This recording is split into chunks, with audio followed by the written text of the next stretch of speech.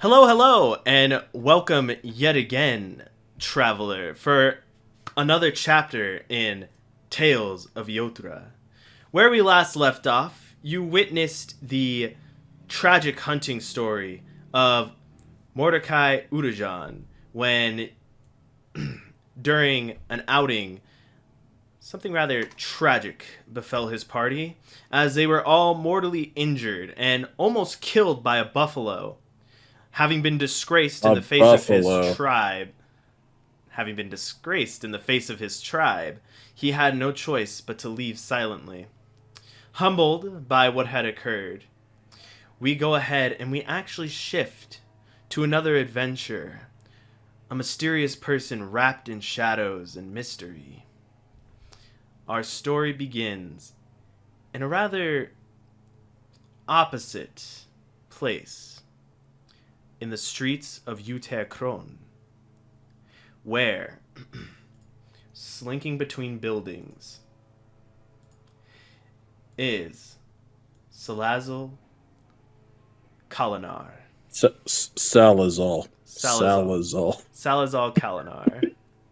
And so let's go ahead here and so it was at some point during the night, Salazahl, that you had just managed to enter the sprawling city that is Uterkron. More specifically, the Eastern District, where there is, of course, the Eastern University of Uterkron, where a lot of, how do I put this, horticulture and biochemistry is held. And so as you're sort of slinking through the streets, avoiding direct contact with anyone, you can't help but feel like you're getting closer and closer to your goal. You see, during this time, you'd been asking around, trying to figure out if anyone had had visions of a person. And of course, you were met with strange looks often. But it wasn't until during your travels in Toprevanya on your way here to Uterkron that one of the elders actually stopped you before you left and informed you that somewhere within the Eastern District there lied a professor who, although was mocked for his interest in the occult, might be able to help you. His name? Yadwin Oldvar. Hmm. And so, as you begin to walk through the rainy streets, where exactly do you begin your search, having finally made it here? I would like to access any old archives, preferably in a prominent library of the occult, if that exists. So, you begin to go ahead and look around the buildings, looking for a place that you might be able to find any information on the occult. And of course, the first thing that comes to mind is a university library. You slip past guards and people, and as you make your way to the building, you walk up the steps, being shielded by the small alcove that covers the door, and you open it. It's rather quiet, and it appears that there are many people being studious and buried in their work. And you see sitting behind a desk a rather old woman. As she quickly begins to write away with her ink and quill, you can see that her desk is being candle lit. And when she hears the door open and close, she glances up from her work, staring at you for a moment, before then slowly looking back down.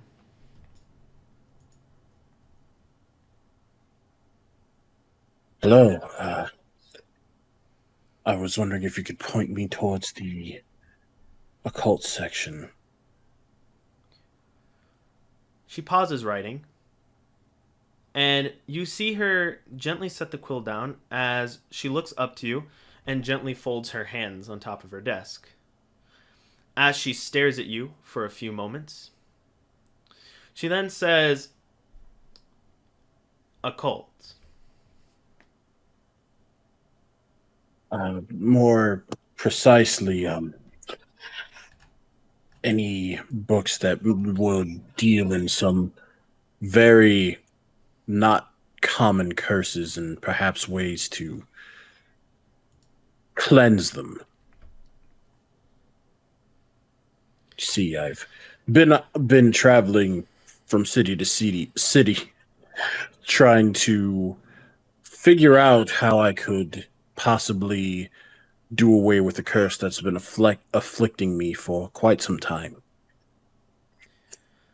As you begin kind of mumbling and sort of explaining your situation to her, you watch as her lips purse for a moment, as she then quietly clicks her tongue, and she says, "Well, sir, as you know, this is an academic institution, and the occult is rather silly to believe in. But we do happen to have some books that might be of service." She turns around, and you see her begin to open up a filing cabinet where you see tons of small note cards that have been scribed on. She quickly begins flicking through them before then settling upon a section labeled 58.5 through 67.8. She stares at the cards before then nodding to her head, and she hands it to you, saying, "Are you familiar with the Dewey Decimal System?" Mm, my great friend Pythagoras taught me a thing or two about it. Well, although you may be a fool for believing in the occult, your humor is quite sharp witted. She then says, "Well, I'll leave you to your devices." She then gets back to writing what appears to be some sort of record. Hold on just a second. My kid just woke up. Just give me like 2 minutes. Yeah, all right, because that gives me enough time to go ahead and do a quick little intro portion as I was already on kind of a roll doing with. So, breaking character for a little bit. For you guys that are excited for this series or are hopping over from the last video, please feel free to go ahead and follow me on Twitch. Graphics should be popping up over on this side. Should be going ahead and popping up here with a date that we will be regularly streaming this series. Aside from that, like I said, thank you guys so much for the love and support that you guys show for this series. I really enjoy going ahead and telling stories with my tabletops, and the fact that you people keep coming for more really motivates me to keep sort of GMing. And of course, my party, everybody here is absolutely amazing, and they super get into characters, so I really appreciate it.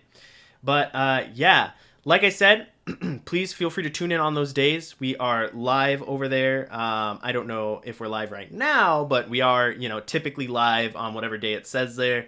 And yeah, thank you guys so much. And if you'd like to continue watching the series, please feel free to click on the playlist that is either going to be popping up right now here with a link, or you can go ahead and click to my channel and find the playlist on there. Anyways, without further ado, after a quick cutaway, we should be starting back up. Doo-doo-doo.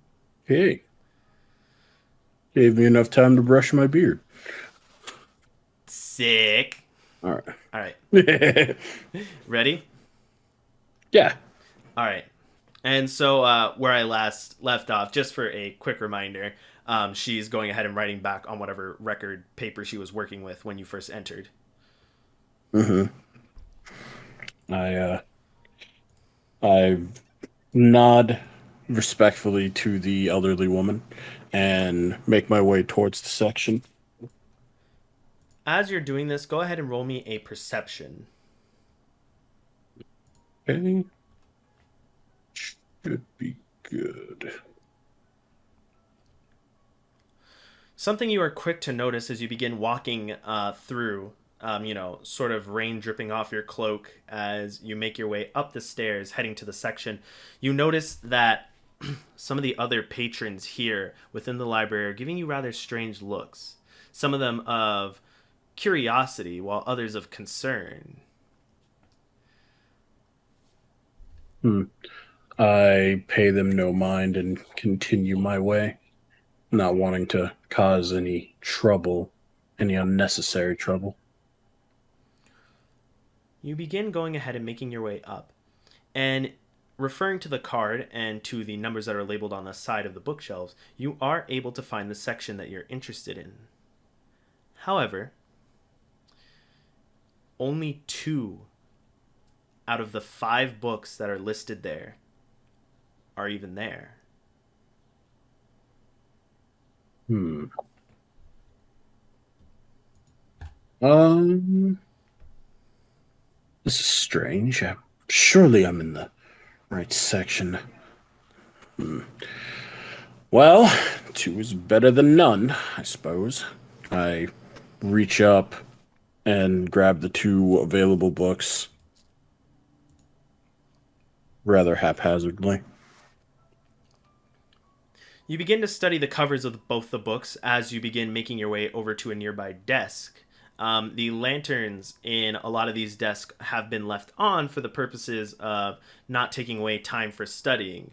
Uter Kron is very, very particular about allowing people to focus more on their work and less about the menial task, trying to sort of maximize the time that you can put towards your work rather than things that could easily be delegated to simple matters. As you go ahead and sit down, pulling the chair and get very close to the lantern so that you could clearly see the covers, you see that one of these 2 books is rather old and dusty, and you see that it has a gem fixated in the cover. The book is written in a rather strange language as well. Tell me, are you able to speak Kobold? No. Then you are unable to decipher what the title of this book is. The other book, however, appears to be written in Common, and as you go ahead and put this book near, it simply says Alchemy.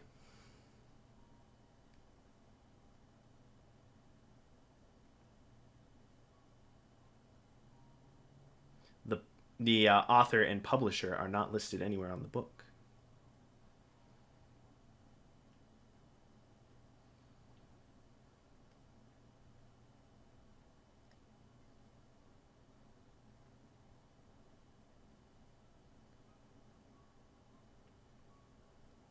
I had to. Britt walked in. Sorry Oh, no, about you're that. fine. Okay. I would like to. What is in the table of contents? So, you go ahead and open up the book of Alchemy and go ahead and roll me a perception. Okay. Let's keep it going. Not bad. Not bad. As you begin to open up the book, you notice a slip of paper fall out and tumble to the floor. This is strange. What might this be? I pick up the piece of paper and observe it closely. You go ahead and you pick up the paper, and you see at the top the emblem of the private University of Uter Kron, which the only way you could even tell that was that it is inscribed within the insignia in much smaller characters. You see that this is a note paper. Looking through and reading the writing, it appears to be musing on alchemical compositions that you're not familiar with. But as your eyes trail slowly down the paper, you see the name that was scrawled at the bottom: Gadwin. The ink on it appears to Eyes be will. fairly Sorry. old. What's how long this has been here? But what luck am I to find pretty much a calling card that's pointing me in the direction that I need to go. I will slip this into my chest pocket and continue to peruse the book.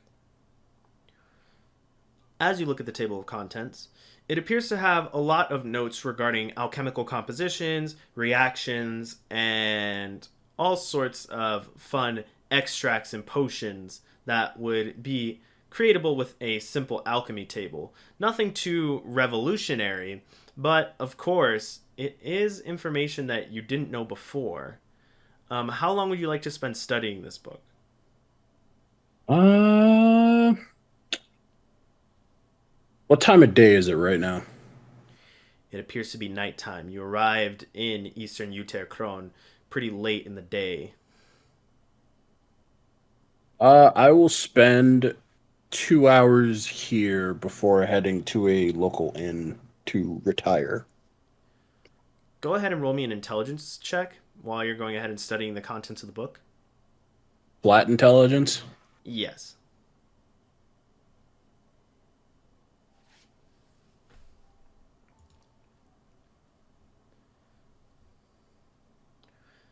So, as you quietly go ahead and study and begin to absorb information from the book, the storm outside rages on, the occasional flash of lightning illuminating the library, your shadow sort of stretching out across. As you're sitting there reading, you begin to get a little bit of a deeper understanding of how alchemical reactions work. Of course, you're not able to learn how to make any of these, but you now are able to at least do basic understandings of plants and herbs that might be useful. Um, while you're going ahead and doing this studying, however, allow me to go ahead and roll some things real quick. Okay.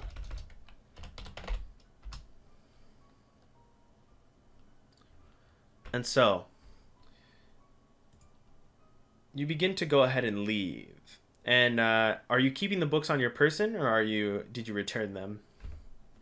I'll probably return the one that's in Kobold, because what use would I have for that? Because it's not, if it's a magical book, sure, but no. Um, and I'll see if I can't check out this one on alchemy. So, go ahead and roll me another perception as you begin making your way to the front desk. Okay.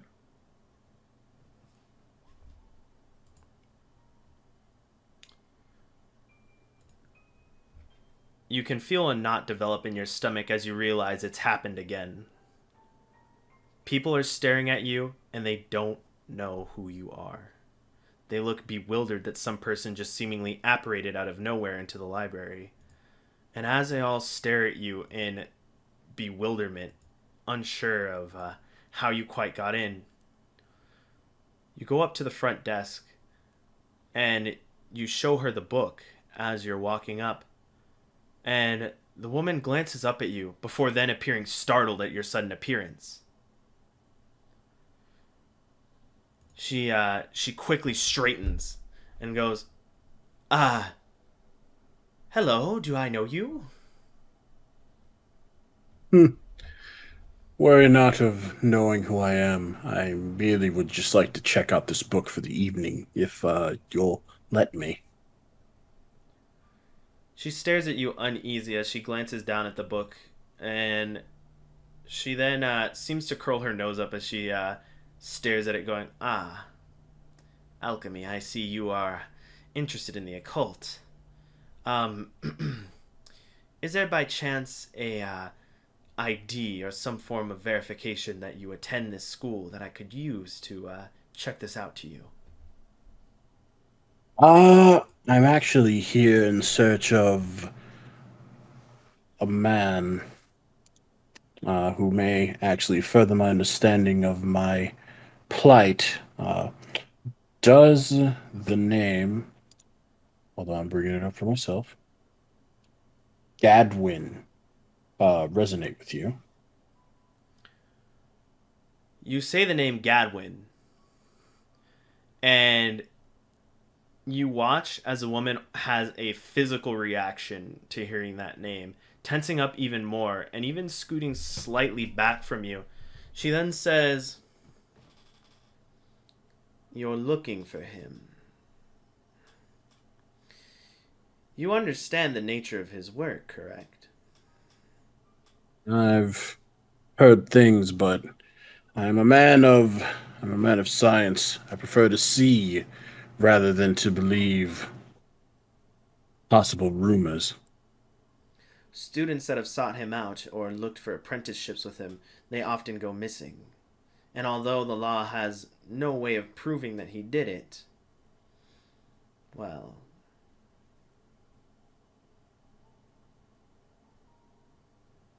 Well, I'm sure soon after I leave here, you're gonna forget who I am anyway.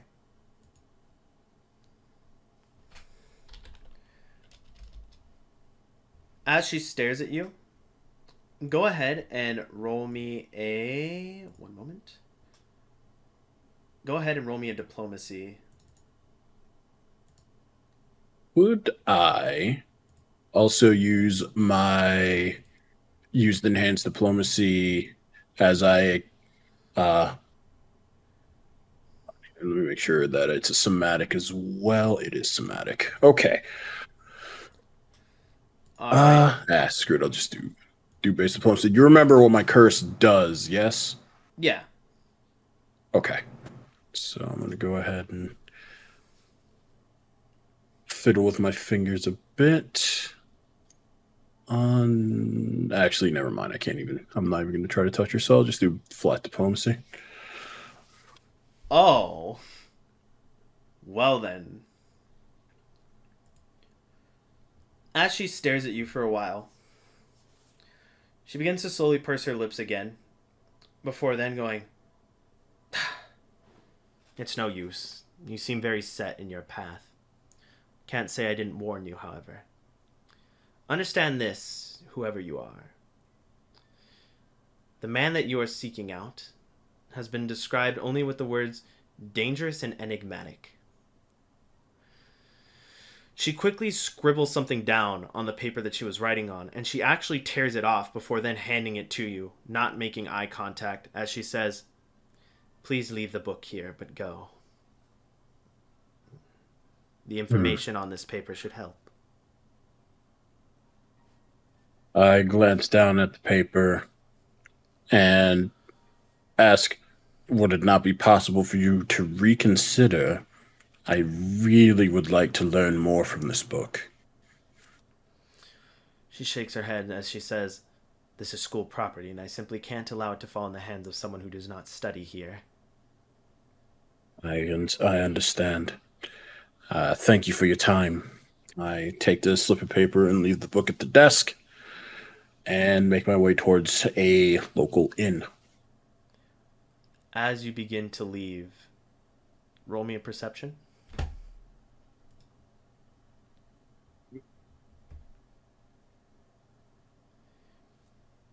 Ooh, you barely made it. Okay. So then you begin to catch her muttering to herself, "Hell hath no fury that this man is about to experience," as she goes back to her work.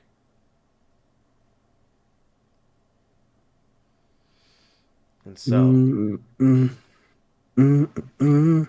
you slip out into the streets, guards and people still milling about. The rain has appeared to mostly calm down, turning into a light sprinkle, and although the occasional lightning bolt flashes through the sky, it doesn't appear like anything crazy is currently going on within the grounds of the university. You hear the occasional ramblings and droning of people sharing their many findings and top research questions for the next day that they'll be working on as you begin to make your way over to a lounge that you found that actually has housing on the second floor. As you go ahead and enter, allow me to go ahead and roll something behind the scenes.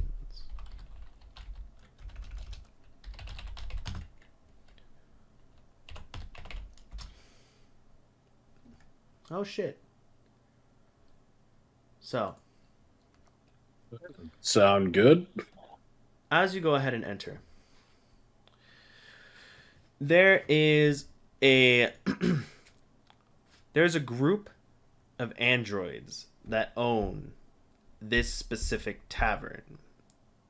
the only way that you were able to tell that these were even androids or not organic beings was simply due to the nature of these symbols that you'd see occasionally dancing under their skin.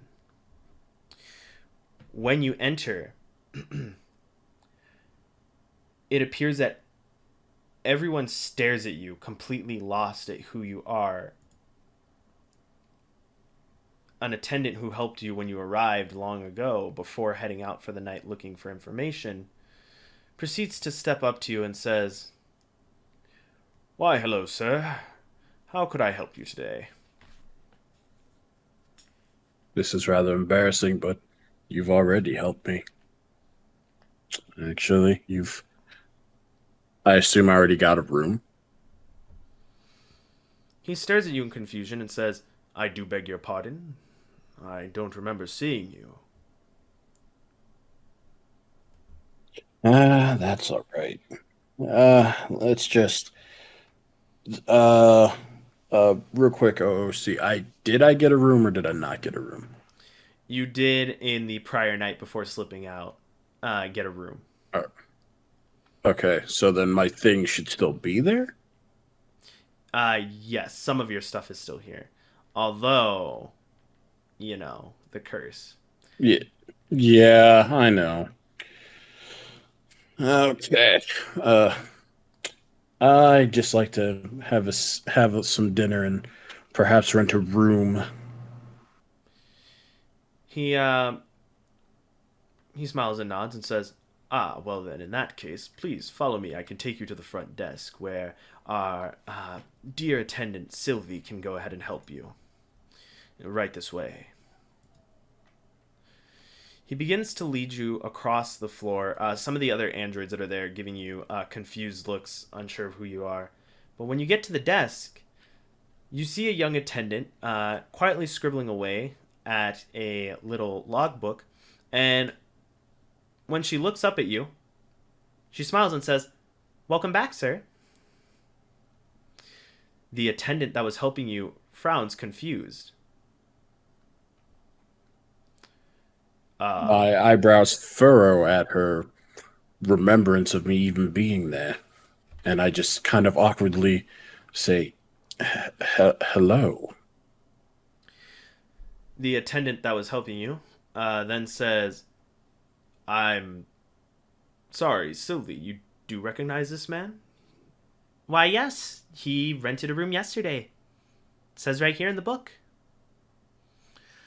He he blinks twice and looks down, checking the records, as his frown then deepens and he looks to you and he says, My sincerest apologies. If you'd like, I can go ahead and provide a meal on the house for the confusion. I didn't mean to forget you or anything. Of course, customer service is our number one priority here." That's greatly appreciated. I humbly accept your generosity. You would not be the first to have forgotten this dreadful face, I say with a hint of sarcasm. The girl behind the counter giggles at this, and she then says, "Well, you certainly don't seem like a forgettable character. I don't understand why people wouldn't remember you. But I can go ahead and fill your order. Allow me one moment to head to the kitchen and let our cook know. Please, take it as room service. We'll go ahead and deliver it right to your room." She quickly begins to walk off.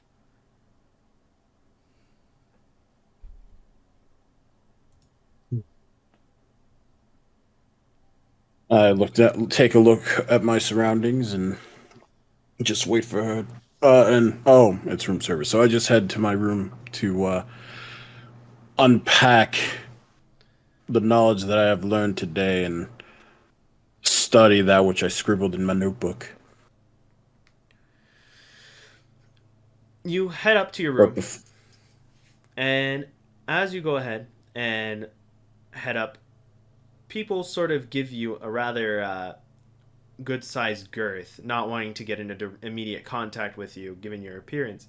And as you enter your room and set your stuff aside and begin studying, It isn't too long before you hear a gentle knocking at the door.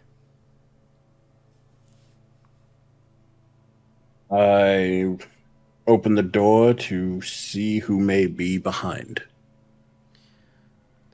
Sylvie gives you a small, polite smile as she holds the plate out to you, and she says, "Here you are, sir."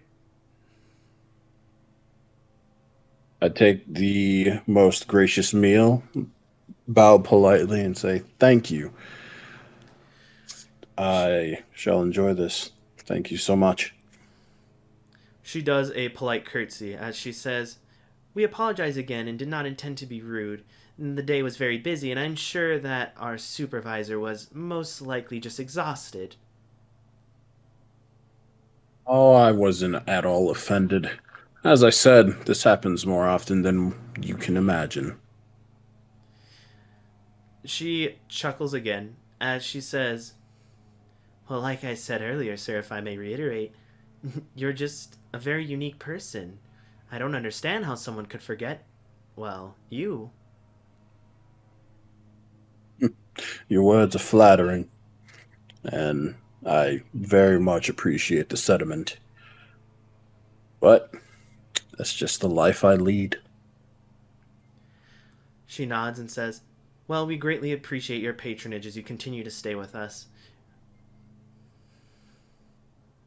And you shall see repeat service from me until I am done here. She smiles at this before giving one last curtsy and walking off down the hall, heading back to the lobby. I gently close the door and set my plate down upon the table, taking out the magical book that I cannot seem to open. As I mutter amongst myself, soon I shall have the answers that I've been searching for so long. And As you then perhaps maybe I can restore my name.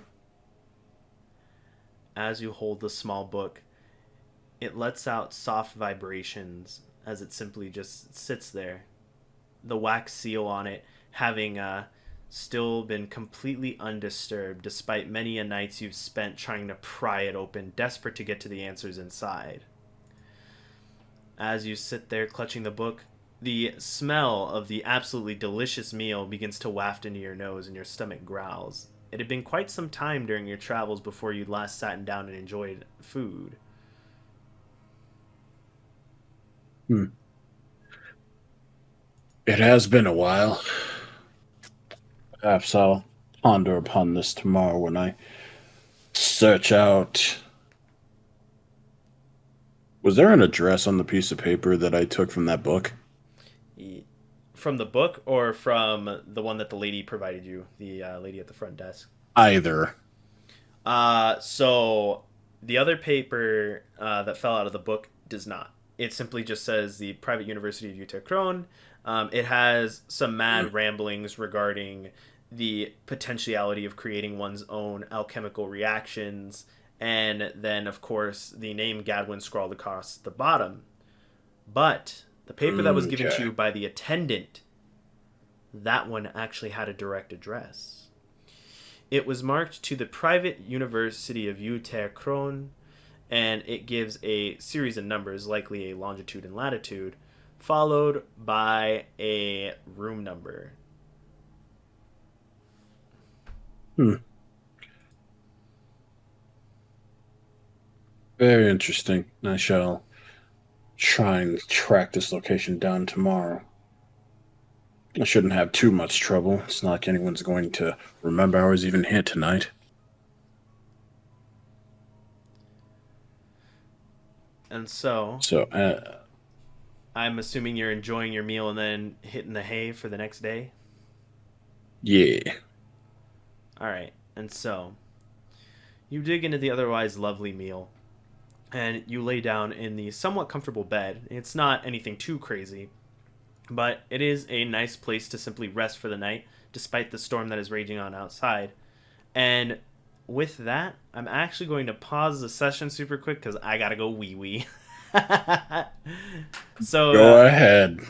so yeah, if you guys want to go ahead and unmute and just chit chat while I'm gone, I will be right back. So, the next day begins as your eyes go ahead and flutter open, and what do you do? It appears that the storm has subsided, and you can hear the gentle drops of rain from the top of the window, kind of gently plapping against the sort of, how'd you say, the lip of the windowsill from outside. Well, first, I'm going to dig into my pack and pull out my slightly very tinted glasses so the sun doesn't make me go blind. You quickly fish out your And spectacles, putting them on. I outstretch my arms, stretching as one does when they wake up in the morning before uh, heading down into the into the mess hall for breakfast if it's still available. You go ahead and you begin to make your way down to the sort of mess area where people who are staying here at the inn can eat. And you see that meals are, in fact, still being served. Of course, they do cost 1 copper piece for a pretty good sized meal.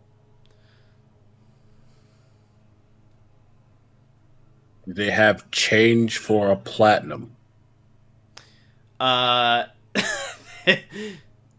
you say this to the attendant, and they stare at you in awe before then politely shaking their head. Ah, all right. Then I shall give you a gold piece, especially if I can have some fairly decent alcohol to go along with my breakfast. They nod along, and they go ahead and they quickly get this all prepared for you. The meal tastes amazing, and the alcohol that they serve appears to be some sort of wine. It's very easy to go down and perfectly complements your eggs and bacon that you're served.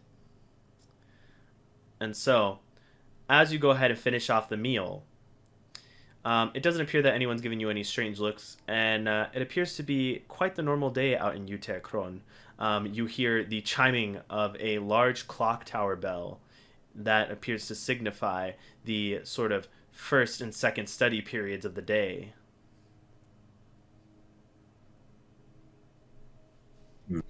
Well, I suppose now is a good time as any. Hopefully, they haven't forgotten me by the time I come back. As you begin to leave, Uh, the attendant behind the front desk, Sylvie, simply waves you off, saying, "Please feel free to return." oh, I plan to. Thank you very much. She smiles and nods as you begin to leave. As you walk out into the streets, you see that there are not any guards patrolling the inner parts of the city, but they appear to be more so on high rises that are overlooking the outer perimeter of Uterkron. As you were made painfully aware, not only on your journey here, but also by elders, it appears that there's a bit of a bandit problem within the surrounding woods, as people who have existed in Iotura know. The sort of middle ring between Uterkron and all the other territories is sort of rife with bandits and thieves who do not quite align themselves with the will of Neresis.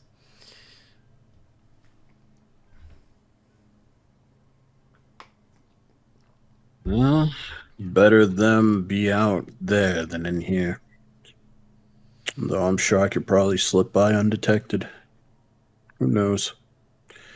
Then again, it has been a while since I've had a good scrap. But that's for the future. Right now, I must find this man, and hopefully, I can be done with this curse once and for all. You begin to make your way through the streets, occasionally brushing past people who give you strange looks on the way. And As you get closer and closer to the Grand Central District of Uter, you can't help but feel a sort of satisfaction. This long journey that you'd been awaiting to take, the answers that you so sought, they're right there at your fingertips, and you can almost feel them being answered at this very moment. You get closer and closer before then finally stepping before a rather large building. The building has a series of gargoyles sort of around its perimeter, and you see that there are guards placed right in front. As you approach, the guards take notice of you. However, they don't appear to be moving from their current position, paying you no real mind. I approach one of the guards and ask them quite brightly, will I be able to find a Gandu in here?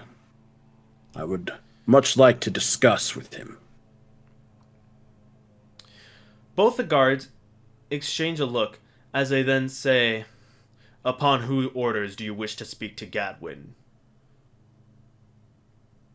I hold up. That was a note that I was like a letter I was given, and I also hold up this alchemic scrolling that I found in the library. I merely come from Udrait. I hear he might be able to help me. I wish to have a curse purged, and in all my travels, no one has been able to do anything for me, and I'm hoping that he might be the first. They both simply chuckle, and one of the guards speaks up, saying, "Well, if it was simply as easy as showing a letter and being like, 'let us in,' then by all means we wouldn't have a job. You see, the private university of Uter is sovereign ground. All senators and political figures enter here on the regular, and in addition, unless you are a student that was hand selected by the Grand Praetor himself, then you will not pass through these doors." I understand fully. Uh, so tell me then, perhaps you'd be the one to tell me about this book?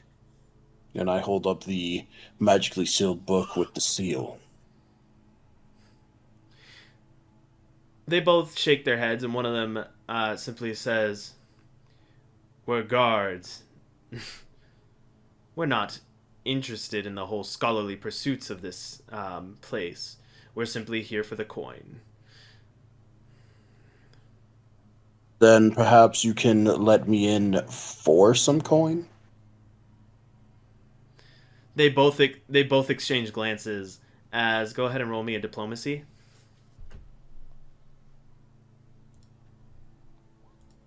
Damn.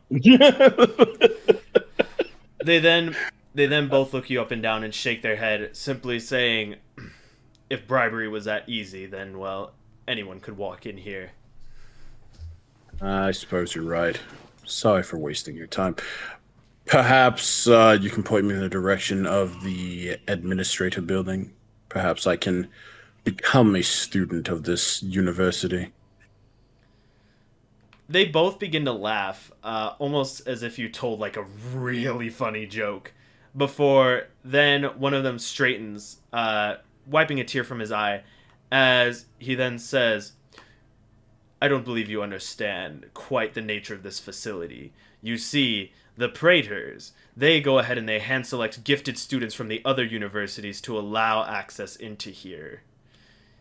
If anything, your best bet would be to head to the main Senate building in the Common Square." Oh, well, if that was all, then do tell me, where can I find this building? They both exchange a strange glance as one of them then reiterates, "The Common Square." He points his halberd to the southwest direction. Oh, thank you. You've been very helpful. They Yeah. they both simply salute as they stand beside the door, unmoving.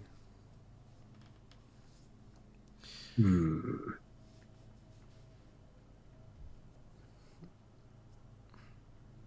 I go ahead.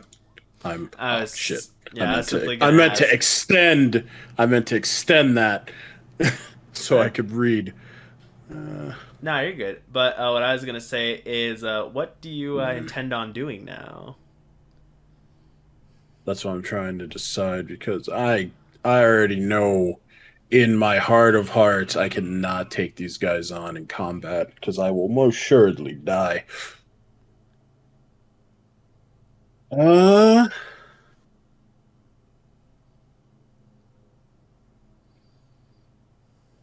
Uh, I will walk around the corner out of their sight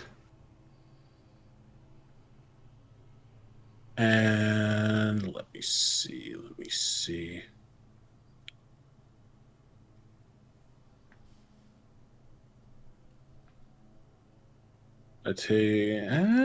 I could try that.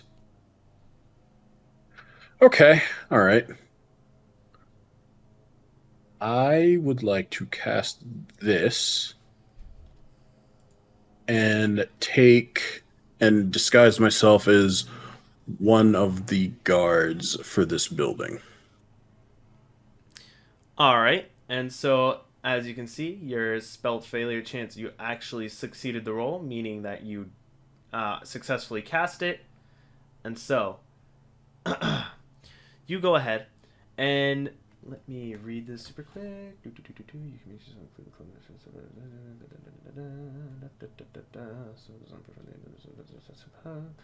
All right, perfect. So a pale light engulfs you for but a moment before then you shape change into one of the guards. The armor is almost shining as its reflective surface shines in the sunlight. You begin to go ahead, and what do you do from there as you notice your disguise worked?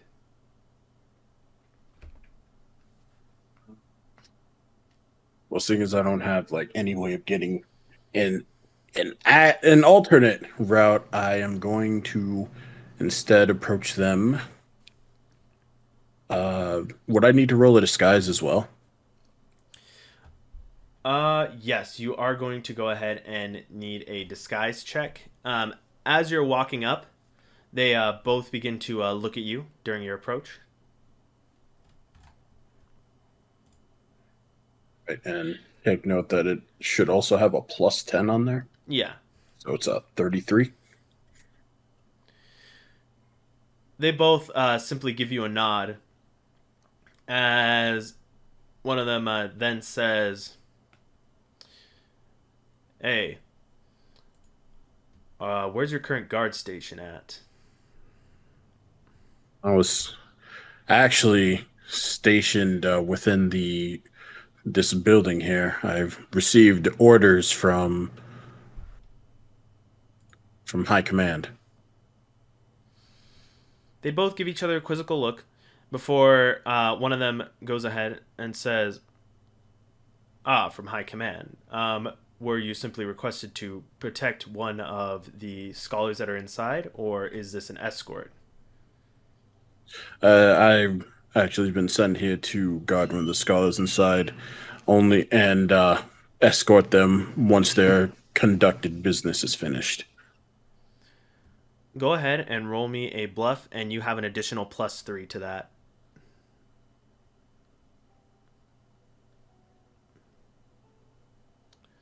And let me go ahead here in one moment.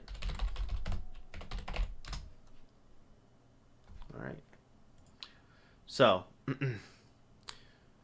it actually appears that both guards are 100% satisfied with your response. They both nod and say, "Sorry again, you know how protocol is."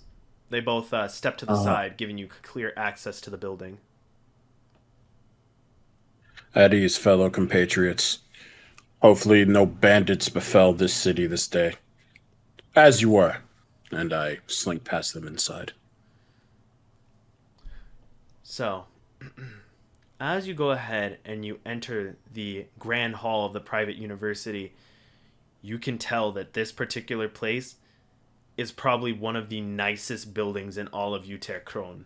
The floor appears to be a beautiful marble, black marble more specifically, and between the cracks of the marble, it's filled in with gold.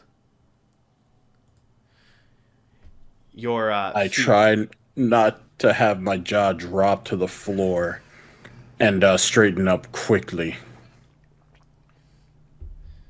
as you quickly begin to straighten up and sort of survey the room, you see that the stairs are carpeted with what appears to be velvet carpets that lead up to the upper halls, where you see long hallways with doors running along them. You also see straight ahead in the center of the room a statue that is made of marble, white marble specifically, of a man holding a skull. It simply reads on the plate that it appears to be a king of some sort, an old king. You can't quite recognize the name. If anything, this might have been a king from the age of the 20 kingdoms. As you look to your left and right, you see some corridors running along the bottom as well. Do you refer to your paper that the attendant at the library gave you? Yes. You look at the paper and you see that the room number appears to be 458.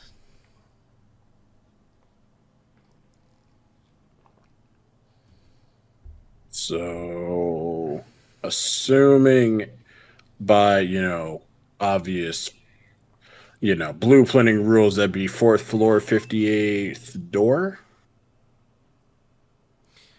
So, the layout of this building is rather strange. The bottom floor on the left side of the hallway, you look at a plaque and it says the 100 series and the arrow is pointing.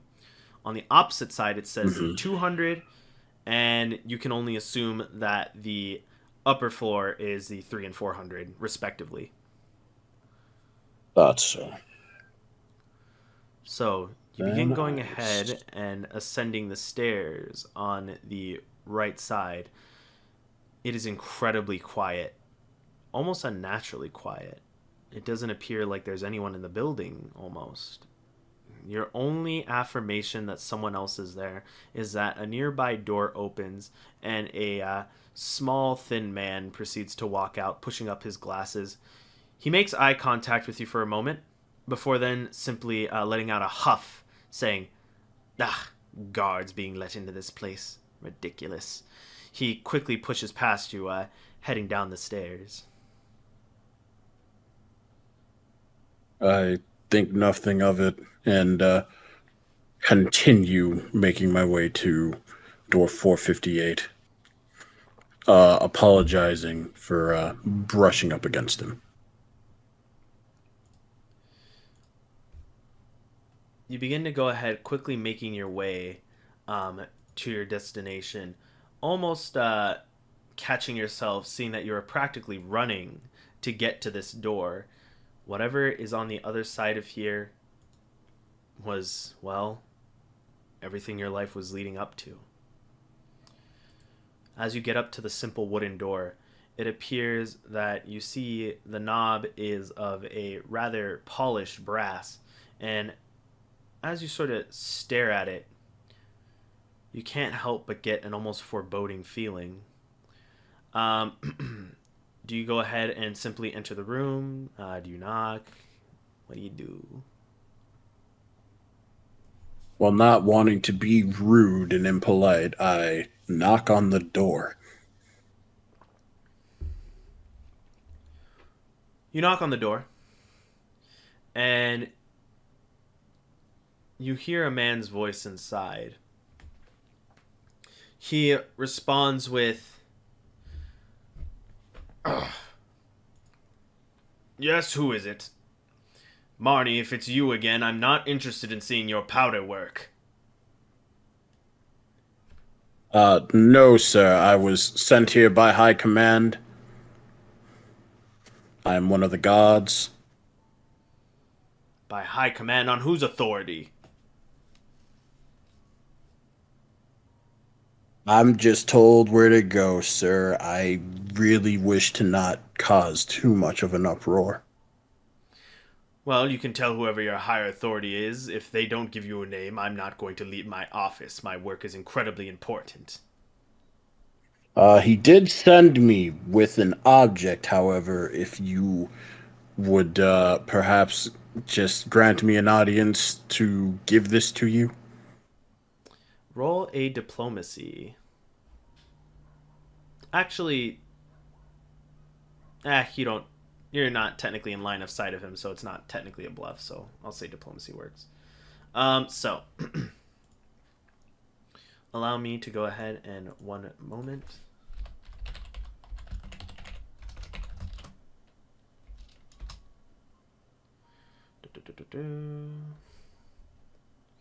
Wow, you got okay. So silence befalls the other side of the door for a few moments before you then hear him respond. All right, come on in. The door's open. I walk in, uh, uh, putting forth a facade of confidence, but being shrouded in uncertainty as I stand before his desk. So you go ahead and you walk in, and you see sitting quietly behind a desk a very old looking individual.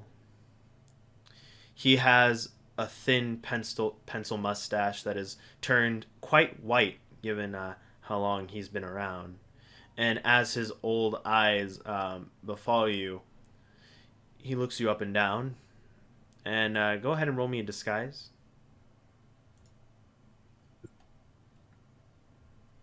28. Let me go ahead here.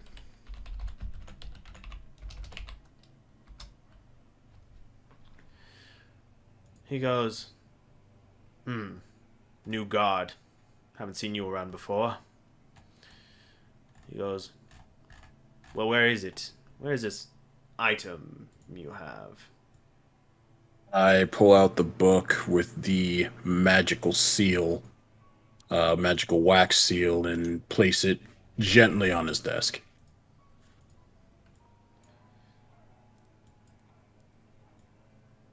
So,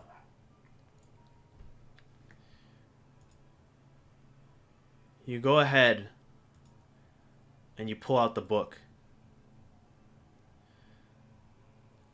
As you set the book on the table,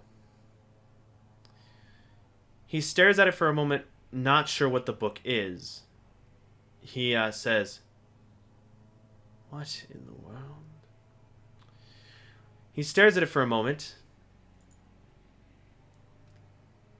and he slowly reaches out, picking it up. As his hand makes contact with the book, you then watch his expression change. It goes from one of inquisition and intrigue to a look of sheer horror. He drops the book before then stumbling back, getting close to the window behind him, as he then says, you. What about me? They told me you'd come eventually. I just never believed it. So you did get my message. Of course. I just want to remove this curse. He then grins, and it's when he grins that go ahead and roll me a perception. Ooh. Not only can you see the sheer malevolence behind this grin, you can feel your heart sink as you realize something. He has long, sharp fangs. He says, "There are many worse curses to have been put upon you. Much like the ones that those of the past, your ancestors, had levied upon us." My brow furrows, looking from his fangs to his eyes. What did my ancestors do to you?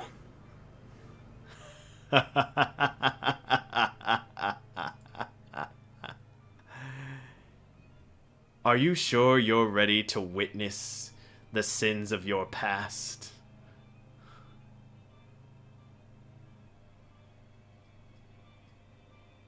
If it means giving me the answers I require to lift this curse and bring my name back into the history books, then I have to be ready for just about anything now, don't I?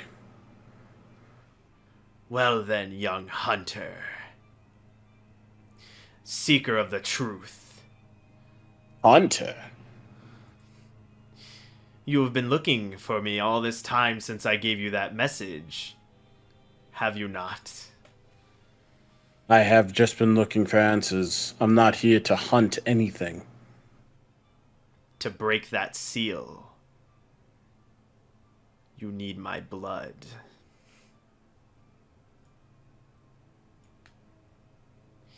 He cackles as he then says, "And in order for me to know that you are ready for your next step in life, you'll have to pry my blood from me."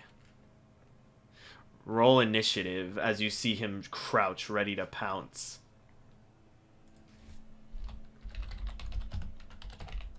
Oh, was I supposed to click on me? Oh, I can't click on me. Never mind. And so, despite his old age, he appears extremely swift on his feet.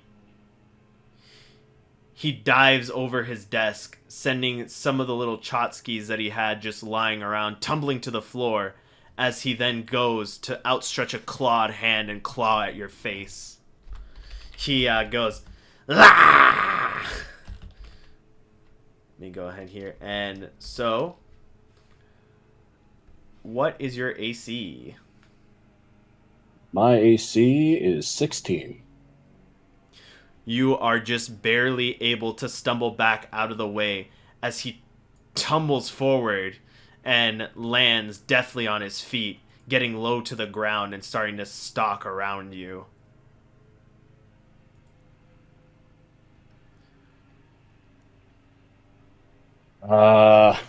How long do free actions How long do free actions last? GM's discretion. Okay. I really merely only came here for answers. I did not come here intending to fight you.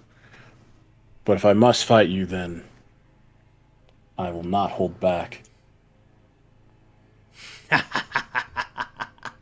The path you seek, boy, is full of blood, and if you are simply going to hide in cowardice, then you'll die here. I don't hide by choice. I hide because of you. And I will... I'll go ahead and draw my rapier and go for a stab. Let's see here. Looking at his AC. Probably not good.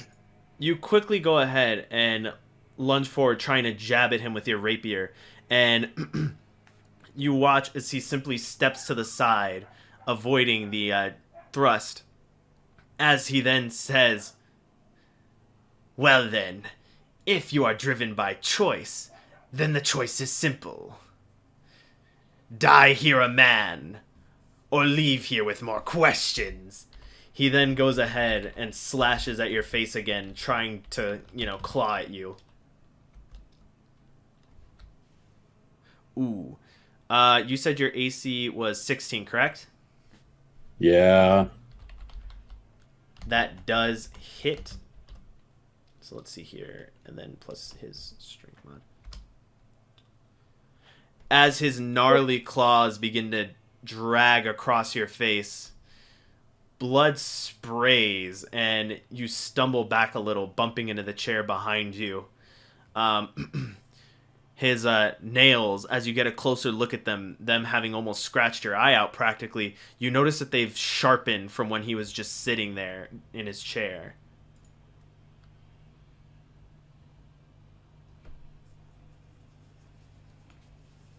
Uh, uh, that was pretty good. Uh, I'd rather have at least some answers, but I won't forget you. I can move and then attack, yes? Yes, correct. Just know if you don't have the combat maneuvers feat, though, you would be moving out of threatening squares from him, meaning he'd get an attack of opportunity. Ah, okay. Well, then I need to plan this carefully.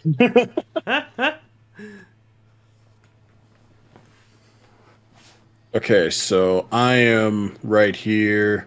I am assuming the door is booby trapped, so that's not gonna work.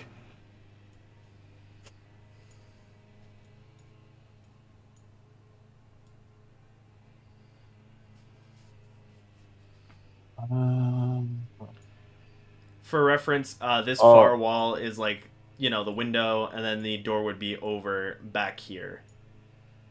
right, but if I Yeah, this provoke an is. attack of op, but if I provoke and I were to fail, that would be bad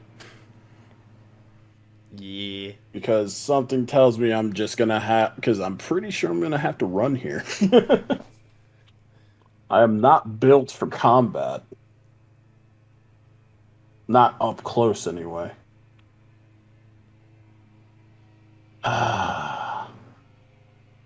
If I were to run through that window, would I have to attack the window or can I just throw myself at it? You can just throw yourself at it, and the only thing I'll do is I'll just have you roll a strength check. Oh yeah, that's great. Uh I suppose. I suppose rather than a strength, the other one that I could have you roll is an acrobatics, I guess.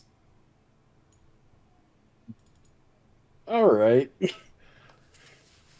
Could I could I possibly use acrobatics to jump from where I am out the window? Uh, let's see here. This is not to scale. I just got to do some mental math for the conversion here. Uh, you would have to get a really crazy acrobatics check to make this Oh, then distance in one leap, anyways. yeah, I don't know about that. I'm thinking I might have to just chance that hit because unless he's got a low HP, this ain't gonna end well. Okay, so I've used one of my three for the day, so I have two more left. Hmm.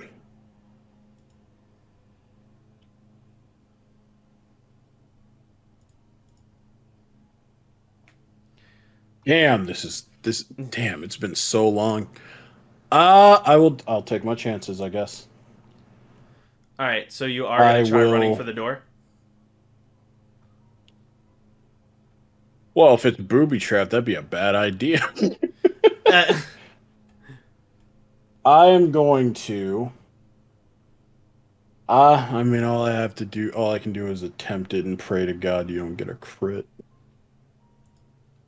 Because I have two things that I can do that I can save my ass with, potentially. Let me just check one more thing. because it would really suck to die here. Bop. Okay, yeah, that's not until greater. Damn. Okay, so here's what we're gonna do. I am going to hold my hand to my face, and a soothing green light is going to shoot from my hands as I cure light wounds on myself. All right. Do you have combat casting? No. No, I don't. So I'm gonna need you to go ahead then and roll me a concentration. Which is. Right there in the box for where you rolled Cure Light Wounds, right above the text box, it should just say concentration. You can click on that. Okay. Uh, all right, you're good. And so it does Okay, so, successfully cast. and then. Now, I would like to ask about immediate actions. How do those work? Is that like a reaction? What is it? So immediate actions do work as a reactionary.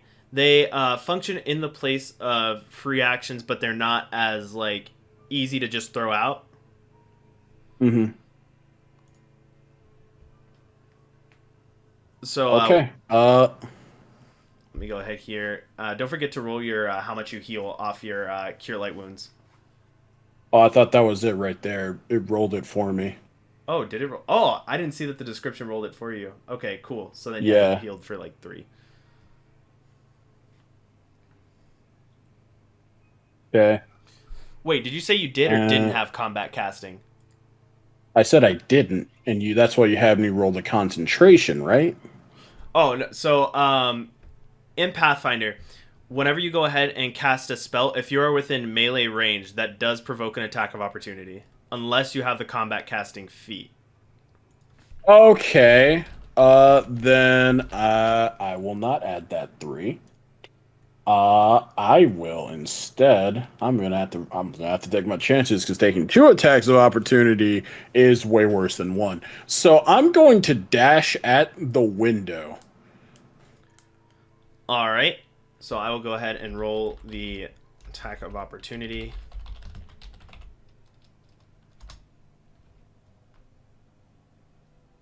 Oh shit! Nice.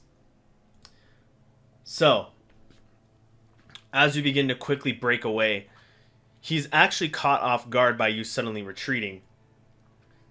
And as you sort of break away from the little engagement that you had, he is unable to swipe at you. You make it to the window, and as you get to the window, he lets out a hiss and begins to attempt to pursuit, slinking around the room as he tries to get closer to you. He stops right here, however, as you notice his gaze shift to something. Go ahead and roll me a perception. Uh, You notice where his gaze is focused. You see that his attention is shifted from you to the journal that's still sitting there on the desk.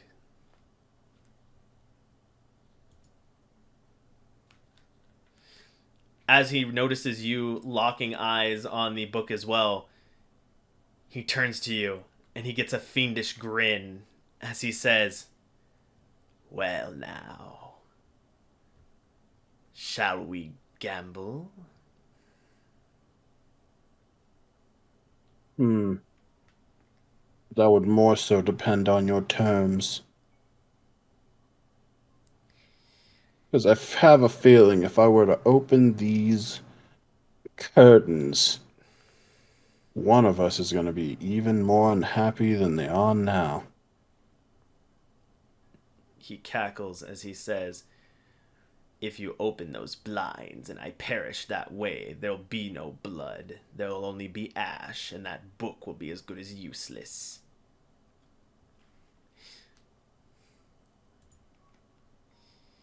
Hmm. He Then says, name your terms. I, unlike your ancestors, am a man of fairness. And so, I'll go ahead and I'll offer it all on the table. If, and only if, you are able to cut me just once, I will give you my blood and concede. Hmm. He goes, I will not strike for 3 seconds. Let me check one thing. How much time do I need to cast this? Okay, so is this him effectively using his turn to allow me to attack him, or is it still my turn right now? Yes, he's effectively being like, you know You got what? one chance, kid. Yep, You only get one. Okay, so if I remember Pathfinder correctly, you only get one standard action and one movement, correct? So I couldn't that is do correct. like two. Damn. Okay, so then I can't do that. Okay. Fuck. I was hoping I wouldn't have had to use that perception because then I could have cast bless and upped my odds.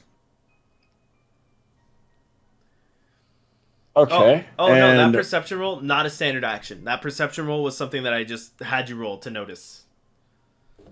okay, so if I were to cast bless, would he strike me on his turn, or would he give up his turn for me to strike him? Like you said, you have 3 seconds, meaning he is skipping one of his turns. Okay, And all right right, I can now, deal with that. this was him moving up. This was technically the end of his turn. So it's your turn right now. It's gonna come back to his turn, and then you have that one last turn, and then he's gonna start acting again. Okay, I will take my chances on that. So, with me only having done that movement, I will use that standard action to take my rapier into my hands, whisper forgotten words in neck roll as my blade beginneth to palely glow as I cast that upon myself.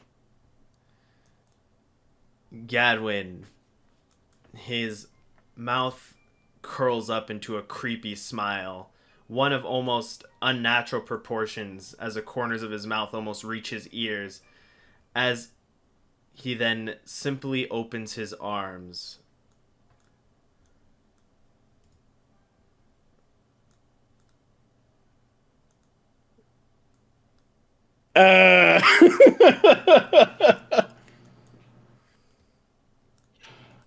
Uh, attack rolls, so I could just whip out my crossbow and be like, surprise. Surprise, motherfucker! Okay. Bam! I mean, I've got a 50-50 here. Either I hit or I don't. So, all right. I can do this. I will do this or I will die trying.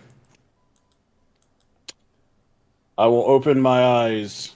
Um, the the deep crimson almost seeming to glow as I lunge towards him, almost closing my eyes at the last second. All right. Good GG guys. Good game. So, as your rapier Good arcs game. through the air, you feel it snag onto something. You hear, while your eyes are closed, you hear, ah! But then, as you slowly open them, you see your rapier had actually embedded itself into the corner of the desk. And you see Gadwin simply smile as he stares down at you And he says, "You know, it's quite funny given the circumstances.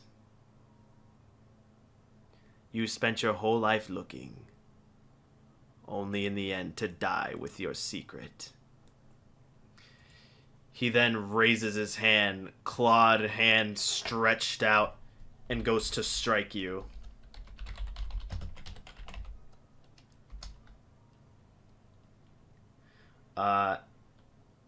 He just met your AC, so that does hit.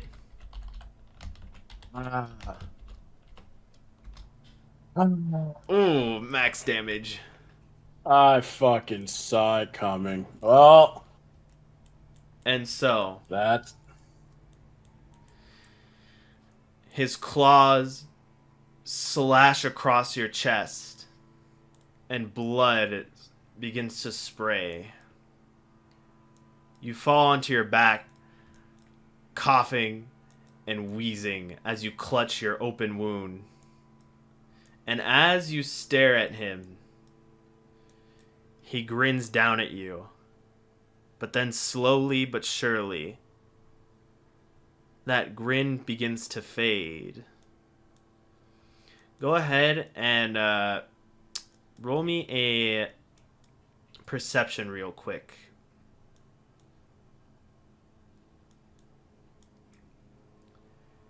In your final moments before you lose consciousness and likely pass on, you see on your chest some of the skin around your wound heal, revealing a mark, dead center. The mark of an egg bearer. And as you stare at it, you slowly look up at him, and he stares down at his hand, looking distraught. Your vision blacks out, and with that, the session ends.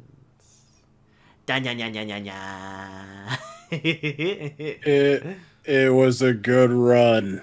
It was a good run. Let's go! Notice how I said you didn't die, though. And to everybody who is watching, thank you guys so much for tuning in. Really greatly appreciate it. You all are absolutely amazing. I hope that you all can go ahead and continue watching this series. Like I said, there is a playlist. We're going to be going ahead. This series is getting streamed on Twitch. I don't know if it's getting streamed right now. If it is, go ahead and quickly, follow the link. But the infographic should be popping up right now, right up here. And so, yeah. Thank you guys so much again. And, love you all. Bye-bye.